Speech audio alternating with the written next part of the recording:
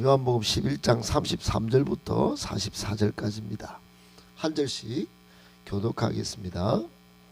예수께서 그가 우는 것과 또 함께 온 유대인들이 우는 것을 보시고 심령에 비통히 여기시고 불쌍히 여기사 이르시되 그를 어디 두었느냐 이르되 주여 와서 보옵소서 하니 예수께서 눈물을 흘리시더라.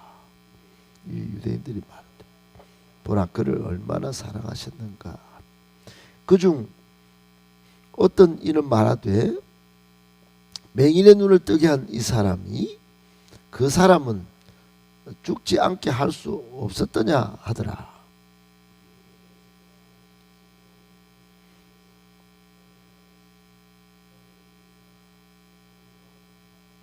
예수께서 이르시되 돌을 옮겨 놓으라 하시니 그 죽은 자의 누이 마르다가 이르되 주여 죽은 지가 나흘이 되었으며 벌써 냄새가 나나이다.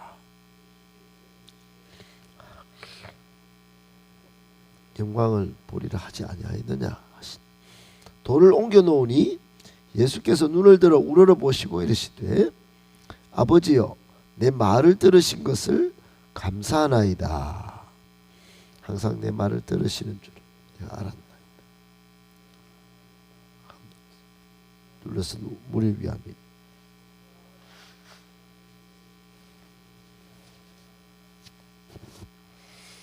43절 44절 같이 읽겠습니다.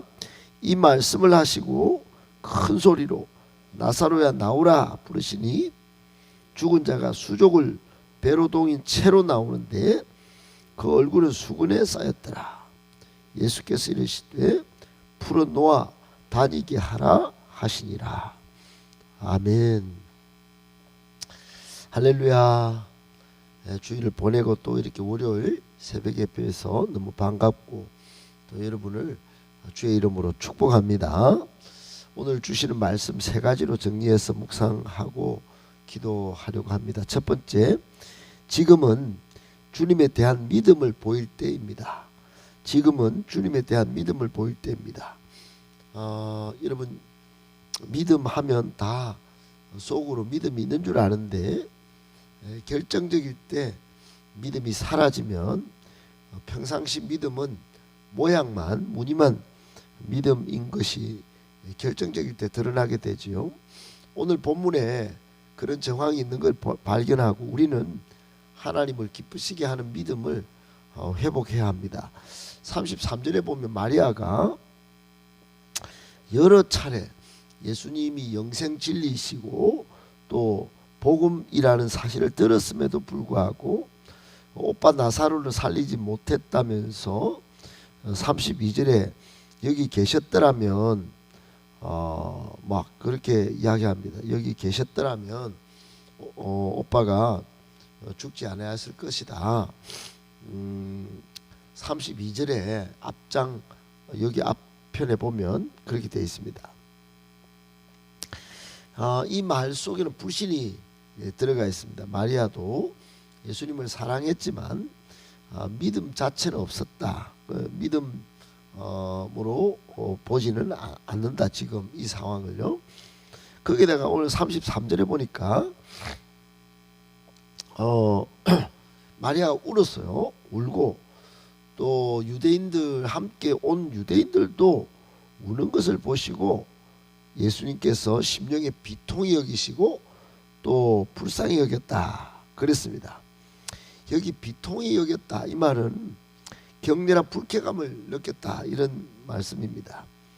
38절에도 예수님께서 비통히 여기시면서 무덤에 가시는데 왜 그랬나 하니까 37절에 어떤 사람이 이 사람 뭐 맹인도 살리더니 이 나사로는 뭐 사랑한다 하더니 못 살리나 이런 말을 딱 들으니까 이 불신이 딱 느껴지니까 비통히 여겼다. 격렬한 불쾌감을 여기 가지셨다. 이렇게 해석할 수 있겠습니다.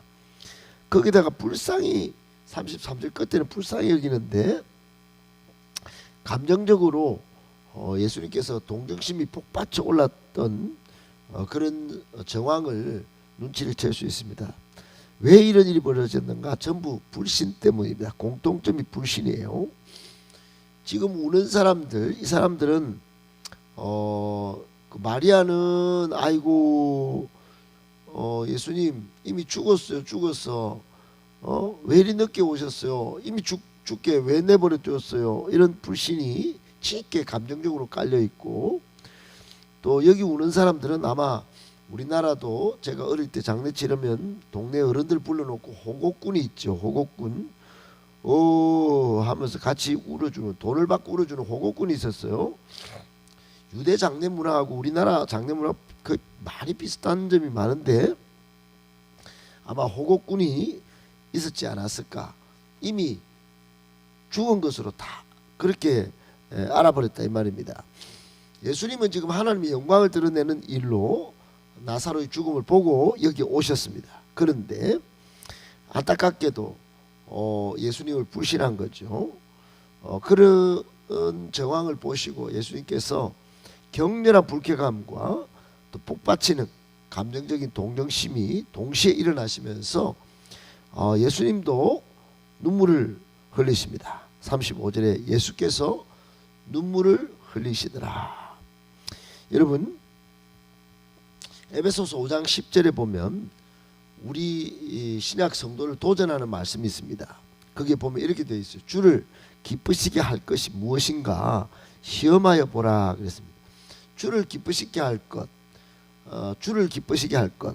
예수님이 기뻐하시는 게 뭘까요? 우리의 신앙심입니다. 믿음이에요.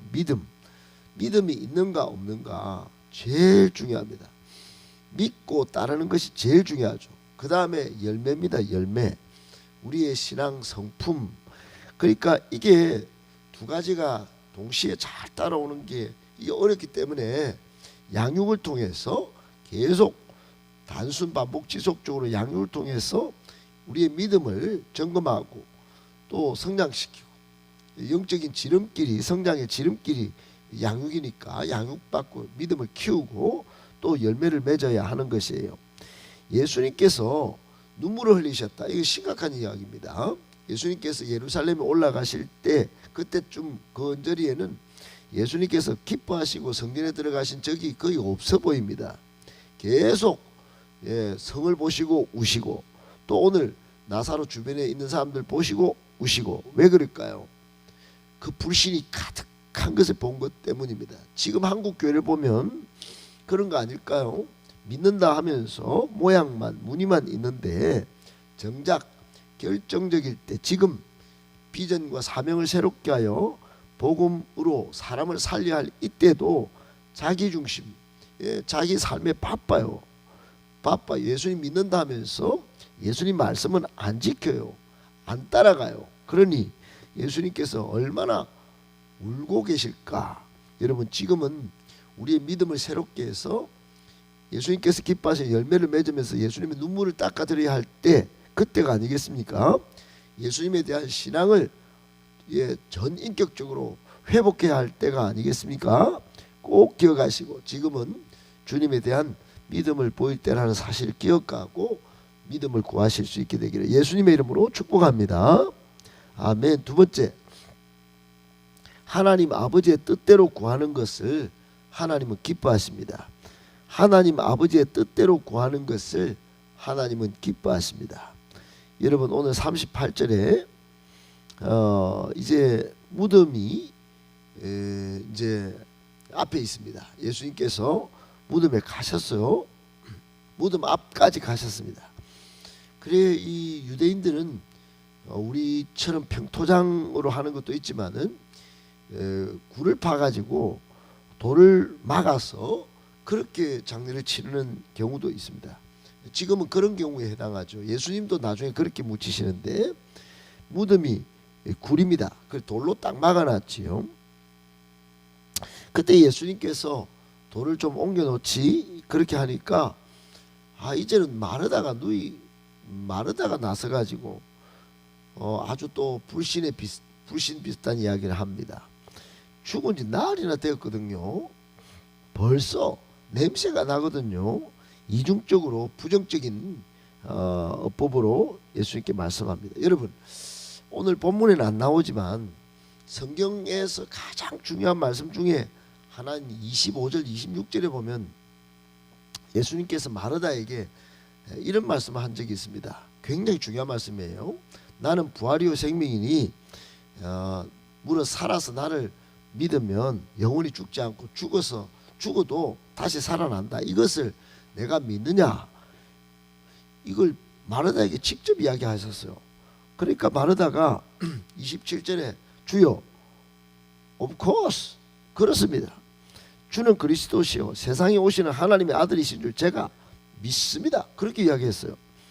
그런데 무덤 앞에 딱 오니까 현실이 어떻습니까? 믿음은 무너지고 죽었거든요. 나흘이나 됐어요. 지금 냄새가 나는 건 모르십니까? 지금 나흘 되면 냄새 납니다. 지금 딱 불신한 겁니다. 여러분, 그때 예수님께서 어떻게 하십니까? 40절에 요까지는 마르다도 마리아도 뭐 호곡군도 다 그렇게 보이니까 예수님께서 눈물을 흘리셨습니다. 그때 예수님께서 마르다도 사랑하시고 마리아도 사랑하신 예수님께서 내가 믿으면 하나님의 영광을 보겠다. 이거 하나님이 하시는 일이라 안 카드나 이거 다 예수님께 연결시켜서 이 상황을 보라고 말 안 하디 죽음도 아픔도 병도 모든 문제 전능하신 예수님이 하신다 하면 하는 거야. 그러고는 41절 42절에 기도하십니다. 그때 이 기도 내용이 참 중요해요. 기도가 아주 살갑고 아주 여러분 하나님과 치밀하지 않으면 나올 수 없는 그런 기도, 하나님과의 치밀한 대화와 마치 이야기하듯이 하는 그런 기도를 딱 하십니다. 뭐라고 하십니까? 아버지여 내 말을 들으신 것을 감사합니다. 여러분 이게 굉장히 치밀한 이야기입니다. 내 말을 들으신 거 감사합니다. 들었다는 걸 안다는 거죠. 그리고 42절에 항상 내 말을 들으시는 줄도 제가 알고 있습니다. 항상 교제가 깊은 교제가 없으면 이 말을 못하겠지요. 그러나 이 말씀을 하옵는 것은 둘러서 무리를 위함이니 제가 지금 기도하는데 아버지께서 저를 보내셔서 나사로도 살리는 거 이거 믿게 하려고 지금 여기 제가 기도합니다. 그렇게 하는 거예요. 여러분 이게 말로만의 기도는 쉬운데요. 이 하나님의 뜻을 구하면서 항상 제 말을 제가 올려드리면 하나님 아버지께서 들으시고 저도 하나님의 일을 다 순종하면서 생활의 기도를 하는 거 하나님도 아시지요. 이렇게 말하는 거는 이게 쉬운 일이 아닙니다. 여러분 교훈이 뭘까요? 기쁠 때나 슬플 때나 괴로울 때나 내 마음에 흡족하지 않아도 신앙생활 하는 중에 기도는요 항상 하나님과 대화하면서 해야 된다는 겁니다. 하나님과 교제하듯이 그리고 하나님의 뜻을 순종하는 기도가 꼭 필요합니다. 이게 기도예요. 기도는 그냥 뭐 다른 식으로 뭐 다른 종교에서 하듯이 뭐 정화수 떠놓고 빌고 어디 가서 뭐 1000번 100번 기도하고 그런 게 아니에요. 기독교의 기도는 전능하신 하나님이 살아계신 걸 확실히 믿고 그 뜻을 구하고 그 뜻대로 기도하고 실천하면서 순종하면서 생활의 기도로 살아가는 겁니다. 그러면 뭔 일이 있으면 딱 기도하고 그렇게도 할 수 있겠지만은 항상 하나님은 기도하면서 우리의 힘이 아니라 하나님의 능력으로 사는 것을 기뻐하십니다. 꼭 기억하시고 하나님 아버지의 뜻대로 구하는 것을 기뻐하신다는 걸 여러분 꼭 기억하시고 생활의 기도로 하나님을 기쁘시게 하실 수 있는 저와 여러분들 다 되시기를 예수님의 이름으로 축복합니다. 아멘. 마지막 세 번째, 예수님은 부활의 능력 되십니다. 여러분 예수님이 부활의 능력 되신다 이 말은 죽은 자도 살린다 이런 뜻이고 죽은 자도 살림을 언제 당하게 되니까 우리의 삶이 달라져야 된다 이런 뜻도 됩니다. 여러분 43절 44절에 마침내 이제 나사로를 죽은 나사로를 나흘 지난 나사로를 예수님께서 살리십니다. 무덤을 향해서 예수님께서 단도직입적으로 나사로야 나오라 이렇게 말합니다. 그러니까 나사로야 나오라 이 한마디 외마디의 외침에 죽은 지 나흘째 된 나사로가 배를 동동 온몸에 배로 동동 이제 말할 말고 얼굴은 수건으로 가렸는데 나사로가 살아나오는 겁니다. 여러분 살아나온 겁니다. 살아나온 거예요. 시체가 썩고 있는데 살아나온 거예요. 아마 놀란 사람이 3명이 있었다고, 3부류가 있었다고 저는 생각합니다. 처음에는 나사로가 깜짝 놀랐을 겁니다. 죽었어요 본인은. 근데 배로 동동동인데 툭 벌떡 일어난 겁니다. 자기의 의지대로 일어났다기보다도 예수님의 그 생명의 명령에 반응해서 뚝 일어난 겁니다. 여러분 이런 일이 일어날 수 있다는 걸 아셔야 합니다. 그리고 누이들이 놀랐을 것입니다. 마르다 마리아 깜짝 놀랐을 겁니다. 이야 이거 보통 분이 아니네. 우리가 그냥 그저 말로만 사랑한다고 했던 분인데 이분은 생명도 살리시네. 유대인들이 깜짝 놀랐습니다. 본문 이후에 쭉 보면 유대인들은 진짜 온 동네 사망의 소문이 날 정도로 나사로를 살렸다. 나사로를 죽은 나사로를 살렸다. 동네방네 막 소문이 다 퍼집니다. 깜짝 놀랐을 것입니다. 여러분 나사로를 소생시킨 이 기적 우리에게 언제 일어나는지 여러분 혹시 아십니까? 아시죠? 주님 재림하실 때 무덤에 들어갔던 모든 사람 다 일어납니다. 그때 다 이름을 부르세요. 종건아 나와라. 제가 곧 죽어서 저를 화장을 했다 하더라도 예수님께서 제 이름을 부르실 것입니다. 그러면 저는 일어날 것이고 저는 소생할 것입니다. 그리고는 또 한마디 하십니다.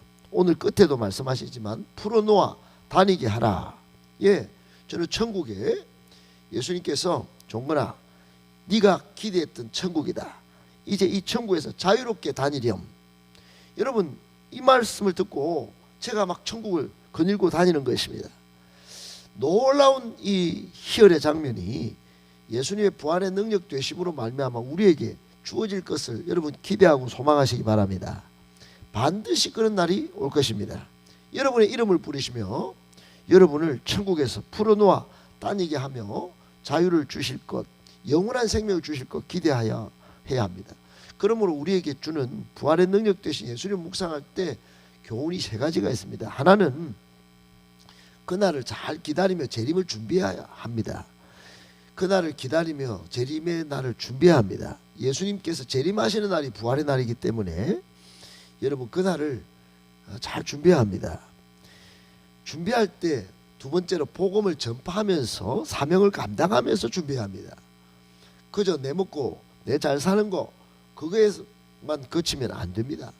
예수님께서 다시 오실 때 그때 여러분 우리가 다시 살아날 것 그 기대하면서 반드시 해야 될 일은 복음 전파하고 사명을 교회를 잘 든든히 세우는 거 이게 정말 중요합니다. 마지막 3번째는 우리가 당당하게 살아야 합니다. 우리가 마지막을 살아도 우리가 몸은 좀 아파도 여러분 소망 중에 성령 충만하여 당당해야 합니다. 왜요? 살아날 것이기 때문에 천국에서 영원히 살 것이기 때문에 그렇습니다. 여러분 우리는 죽을 존재가 아니에요. 우리는 그저 그런 존재로 끝이 결정날 존재가 아닙니다. 우리는 당당하게 자유를 누리며 천국에서 영생을 누릴 존재입니다. 우리 주님과 함께 손맞잡고 천국 황금길을 거닐 위대한 존재들이세요. 그러니 당당할 밖에요. 여러분 꼭 기억하시고 부활의 능력 되신 예수님 잘 믿고 당당하게 복음 전파하며 우리에게 주신 사명 잘 감당하며 주님의 재림을 준비하는 저와 여러분들 다 되실 수 있게 되기를 예수님의 이름으로 축복합니다.